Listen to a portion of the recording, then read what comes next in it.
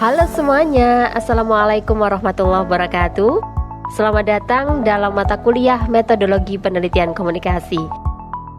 Pada video kali ini kita akan membahas salah satu bagian terpenting dalam penulisan proposal maupun laporan penelitian, yaitu latar belakang penelitian.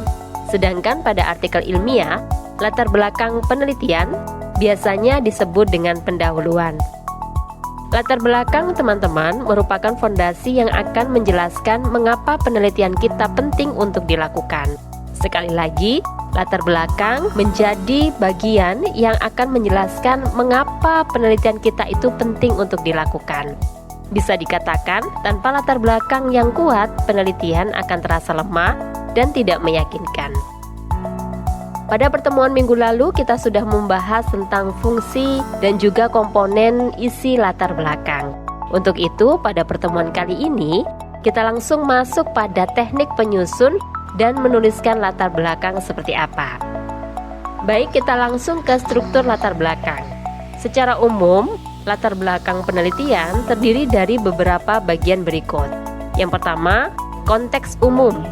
Konteks umum ini berisi gambaran besar mengenai fenomena komunikasi. Misalnya, perkembangan budaya digital, atau tren penggunaan media sosial, atau dinamika komunikasi antar budaya. Yang jelas, ketika Anda menuliskan konteks umum, langsung fokus kepada konteks penelitian yang Anda lakukan. Kemudian fenomena khusus. Nah, fenomena khusus ini menggiring pembahasan pada kasus atau situasi yang lebih spesifik. Misalnya, pada penggunaan TikTok oleh mahasiswa sebagai sarana pembelajaran atau komunikasi politik dalam konten YouTube. Atau misalnya kesenjangan bahasa yang terjadi di Ma'had Jami'ah Hasyim Asy'ari karena adanya mahasiswa yang berasal dari wilayah di luar Jawa tapi pembelajarannya menggunakan kitab kuning yang berbahasa Jawa. Nah, itu sudah menggiring atau menuju pada fenomena khusus. Selanjutnya, permasalahan atau kesenjangan. Nah, bagian ini menjelaskan adanya gap.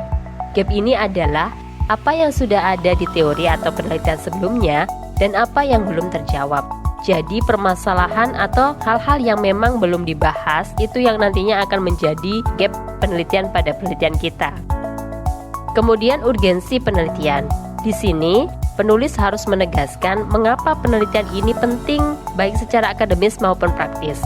Nah, untuk menyusun urgensi penelitian, peneliti bisa mendukung dengan data yang ada, dengan argumentasi yang kuat, dan juga berbagai macam sumber sitasi yang bisa menguatkan menjadi bahan urgensi penelitian. Selanjutnya, arah menuju rumusan masalah. Pada paragraf terakhir latar belakang, biasanya ada penegasan soal fokus penelitian, sekaligus mengarahkan ke rumusan masalah yang akan dibahas. Untuk itu, mari kita simulasikan teman-teman pada alur menulis latar belakang atau pendahuluan. Misalnya pada paragraf 1, kita menuliskan tentang fenomena umumnya terlebih dahulu. Pada paragraf 2 dan 3, kita lanjutkan dengan menuliskan fenomena khusus ditambah alasan dan juga data-data penting. Kemudian, pada paragraf keempat, bisa berupa gejala nyata atau gap penelitian. Paragraf kelima, pentingnya penelitian. Kemudian konsep atau teori yang akan mendasari penelitian kita. Kemudian paragraf 6, literatur review singkat atau penelitian terdahulu yang sudah pernah dilakukan. Dan paragraf terakhir, rumusan masalah atau arah penelitian. Kita bisa mencontohkan pada rencana riset Rizka Rahmawati yang berjudul Kesenjangan Bahasa Mahasiswa Non-Jawa dalam memahami kitab kuning berbahasa Pegon di Ma'had Al-Jami'ah Hasyim Asy'ari di Jombang. Mari kita susun seperti ini.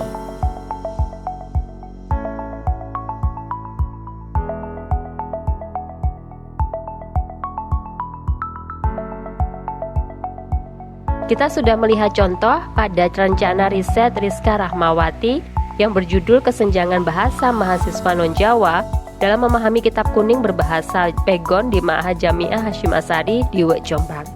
Untuk susunan paragraf tidak baku ya teman-teman, tidak harus 10 paragraf, tidak harus 11 atau 12 paragraf, tapi disesuaikan dengan kebutuhan penulisan latar belakang. Ada beberapa tips dalam menulis latar belakang teman-teman. Yang pertama, gunakan data, fakta, atau hasil survei untuk memperkuat argumen. Kemudian jangan terlalu umum, tapi juga jangan langsung sempit. Buat alur seperti corong dari yang umum menuju yang khusus.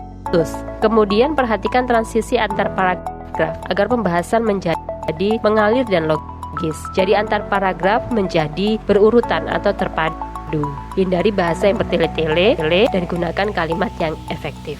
Untuk mempermudahnya, Anda juga bisa melihat pada berbagai macam contoh latar belakang yang ada di artikel-artikel ilmiah yang bisa Anda download pada jurnal-jurnal ilmu komunikasi.